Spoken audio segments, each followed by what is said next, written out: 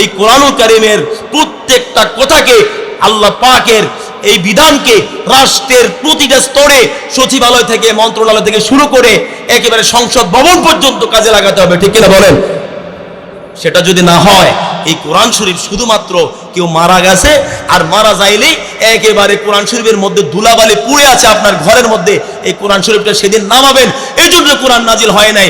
কোরআন নাজিল হয়েছে লিন্নাস, কিসের জন্য? মানুষের হুদাল লিন্নাস, মানুষের হেদায়েতের জন্য, মানুষকে পরহেজগার করার জন্য, মানুষকে আল্লাহওয়ালা বানানোর জন্যই কোরআন নাজিল হয়েছে, ঠিক কিনা বলেন?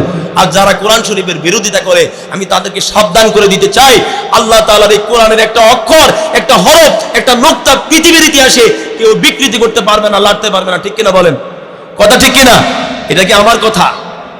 আল্লাহ রাব্বুল আলামিন মহাগ্রন্থ আল কোরআনে বলেছেন, ইন্না নাহনু নাযালনা যিকরা ওয়া ইন্না লাহু লাহাফিজুন।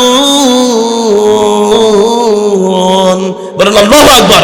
আল্লাহ বলতেছে ইন্না নাহনু নাযালনা যিকরা, যিকরা মানে হলো কোরআন। কোরআন শরীফের একটি নাম হলো জিকির। আল্লাহ বলতেছে আমি এই জিকিরকে, এই কোরআনকে আমি আল্লাহ নাজিল করেছি, আর এই কোরআনের হেফাজত আমি আল্লাহ তাআলা নিজ হাতে নিয়েছি, বলে সুবহানাল্লাহ।